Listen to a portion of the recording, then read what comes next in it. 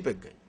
رسول صلی اللہ علیہ وسلم نے اٹھایا اور اٹھاتے ہوئے کہا قم یا ابو تراب، اے مٹی والے اٹھو، اے مٹی والے اٹھو۔ حضرت علی کی آنکھ کھلی، رسول صلی اللہ علیہ وسلم کی زبان مبارک سے ابو تراب کا لفظ سنا تو آپ کو اتنا پسند آیا کہ حضرت علی نے اسی کو اپنا لقب اور اپنی کنیت بنا لیا ابو تراب، اور اسی نام سے پھر معروف رہے۔ حضرت علی کا اللہ کے رسول نے ہاتھ پکڑا، نہ حضرت علی سے پوچھا قصور تیرا تھا، فاطمہ کا تھا، کس کی زیادتی تھی، کسی کو نہیں، ہاتھ پکڑا اور گھر لے آئے۔ حضرت فاطمہ رضی اللہ تعالیٰ عنہ سے بھی نہیں پوچھا تیرا قصور تھا یا علی کا قصور تھا، یعنی یہ گھر بسانے کی بات ہے۔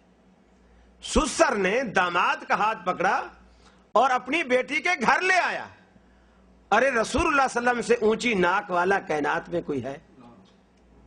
رسول اللہ صلی اللہ علیہ وسلم سے بڑھ کر عزت والا کوئی کائنات میں ہے؟ آپ نے اپنے، اب ہم کیا کہیں گے؟ ارے ہم کوئی ان سے کم ہے، ہم رئیس زادے، رئیس الرئیس، رئیسوں کی اولاد، خاندان ہمارا پورا رئیسوں کا، اور ہم اس کے پاس جائیں یا اپنی بیٹی وہاں بھیجیں یا ان کو کہیں کہ آؤ ہماری بیٹی کو لے جاؤ؟ ارے ہماری بیٹی تو لاکھوں میں ایک ہے، وہ لاکھوں میں ایک کر کے ساری عمر گھر میں بٹھا کے بیٹی کے گھر تباہ کر دیتے ہیں، آخر وہ ایسی ایج کو پہنچ جاتی ہے پھر اس کے رشتے آنا بند ہو جاتے ہیں۔ یہ ماں باپ کا بہت بڑا کردار ہوتا ہے۔ رسول اللہ صلی اللہ علیہ وسلم نے فرمایا اطاعت بالہا، شادی کے بعد والدین کی اطاعت کو فرض قرار نہیں دیا، اطاعت بالہا، خامند کی اطاعت اس پر فرض ہے۔ ماں باپ اگر کہتے ہیں بیٹا خامند کی بات نہ مان، وہ ماں باپ کی یہ بات نہیں مانے گی، اس کو اپنا گھر بچانا ہے، گھر بسانا ہے۔ خامند کی اطاعت اطاعت بالہا، اور شادی سے پہلے جب ماں باپ کے پاس ہے بالکل ماں باپ کی اطاعت اس پر فرض ہے۔ ہاں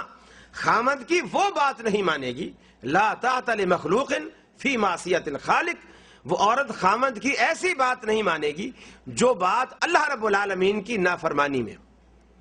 اللہ رب العالمین کی نافرمانی میں اگر کوئی عورت بات، خامند اس کا بات کر رہا ہے، مثلا خامند کہہ رہا ہے کہ نماز نہیں پڑھ، مجھے تیرا نماز پڑھنا نہیں اچھا لگتا، یہ ہر وقت ملوانی بنی رہتی ہے، لوگ کیا کہیں گے یہ کوئی ملوانی سے شادی کر کے آئے، میں تو ابھی امریکہ سے پڑھ کر آیا ہوں، میں تو تجھے بالکل آزاد خیال سمجھتا تھا، تو میرے پیچھے پتہ نہیں کیا ہو گئی، کسی مدرسے میں جا کر کے تو نے داخلہ لیا، کیسی ہو گئی ہے یہ برقع یوں پہنا ہوا ہے، یوں منہ چھپایا ہوا ہے، لوگ کیا کہیں گے اس کی بیوی کالی ہے؟ ارے منہ نکال، کیسی خوبصورت ہے، دنیا دیکھے کہ میں نے کیا چیز لایا ہوں، کیسی دلہن ہے میری۔ تو یہ جو چیز ہے لا طاعت لمخلوق فی معصیت الخالق، اب اگر خامد ایسی بے حیائی پر اتر آیا ہے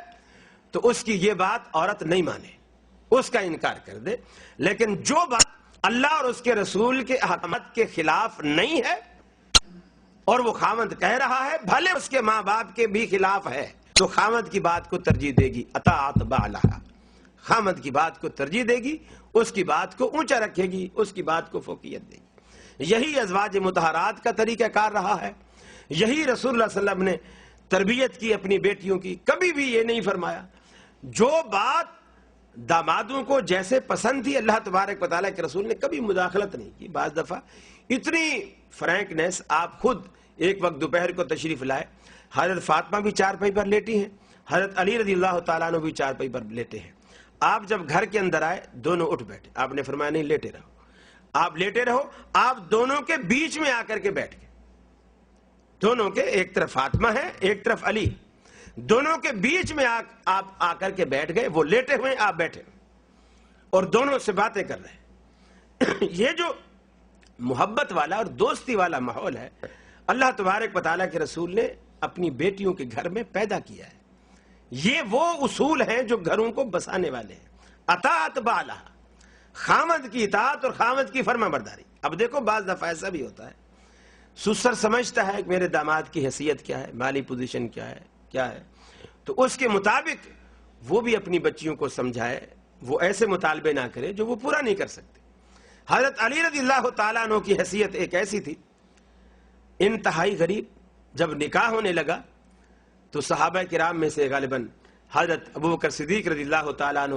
حضرت علی کے پاس گئے اور کہا کہ رسول اللہ صلی اللہ علیہ وسلم کی بیٹی کے نکاح کا معاملہ ہے اور ہم چاہ رہے ہیں کہ تم اس سے شادی کرو۔ حضرت علی نے فرمایا انتما، حضرت عمر بھی ساتھ تھے، انتما قشرتما جرحی، تم نے میرا غربت والا زخم کریدا ہے، زخم پر جو کھرنڈ آ جاتی ہے نا، وہ قشر، وہ جو کھرنڈ آ جاتی ہے تم نے میرے زخم کی کھرنڈ اکھاڑ دی ہے، تم نے مجھے میری غربت کا تانا دیا۔ ارے میں اکیلا خود 2 روٹی کو محتاج ہوں، میں اللہ کے رسول کی بیٹی بھی آ کے لے آؤں، اس کو کہاں سے کھلاؤں؟ میرے پاس کچھ بھی مہر میں دینے کو کچھ نہیں، کچھ بھی نہیں۔ صحابہ کرام نے سارا بندوبست کیا۔ یہ مسئلہ بھی آج بتاتا چلوں، جو لوگ اکثر دلیل دیتے ہیں، رسول اللہ صلی اللہ علیہ وسلم نے حضرت فاطمہ تو زہرا رضی اللہ تعالیٰ عنہ کو جہیز میں ایک چکی دی تھی، ایک پانی کا مشکیزہ دیا تھا، ایک تکیہ دیا تھا چمڑے کا بنا ہوا، اس میں کھجور کے پتے بھرے ہوئے تھے، وغیرہ وغیرہ۔ یہ تو اس سے ثابت ہوا کہ بچیوں کو جہیز دینا چاہیے، اس سے ثابت نہیں ہوتا۔ دیکھو رسول اللہ صلی اللہ علیہ وسلم انصاف کرنے والے تھے۔ آپ نے 4 بیٹیاں بھی آئیں، حضرت رقیہ بھی آئی، زینب بھی آئی، فاطمہ بھی آئی، اور ام کلثوم بھی آئی۔ آپ نے کسی اور بیٹی کو کچھ نہیں دیا، صرف فاطمہ کو دیا۔ کیوں؟ جبکہ آپ انصاف کرنے والے تھے۔ در حقیقت آپ کی باقی بیٹیوں کے سارے شوہر الحمدللہ کھاتے پیتے تھے، ان کو کوئی، یہ جو آپ نے دیا نا، یہ بیٹی کا جہیز نہیں تھا، یہ داماد کا تعاون تھا، یہ داماد کا تعاون تھا۔ چونکہ حضرت علی رضی اللہ تعالیٰ عنہ انتہائی غریب تھے، رسول اللہ صلی اللہ علیہ وسلم نے ایک تعاون کے طور پر چلو ان کی ایک مدد ہو جائے گی، اور یہ گفٹ کی ایک بہترین شکل ہے کہ ڈائریکٹ ان پر عزت بھی مجروح نہ ہو کہ یار میں اتنا غریب ہوا، لوگ مجھے تکیے دے رہے ہیں، کوئی مجھے یہ چکی دے رہا ہے، کوئی مجھے یہ دے رہا ہے۔ نام کر دیا بیٹی کے، یعنی اس حوالے سے، اس ذریعے سے اس گھر میں پہنچا دیا، تعاون ان کا ہو گیا،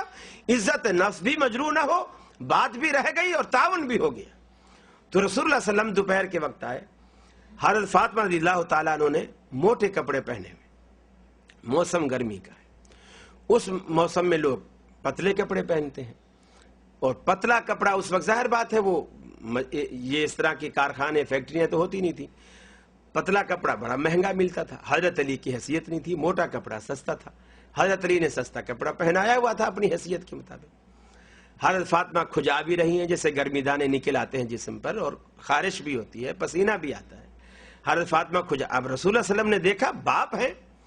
تکلیف تو ہوتی ہے، ہر باپ کو تکلیف ہوتی ہے کہ جب بیٹی ہو یا بیٹا ہو، جب اولاد کو ماں باپ دکھی دیکھتے ہیں تکلیف ہوتی ہے۔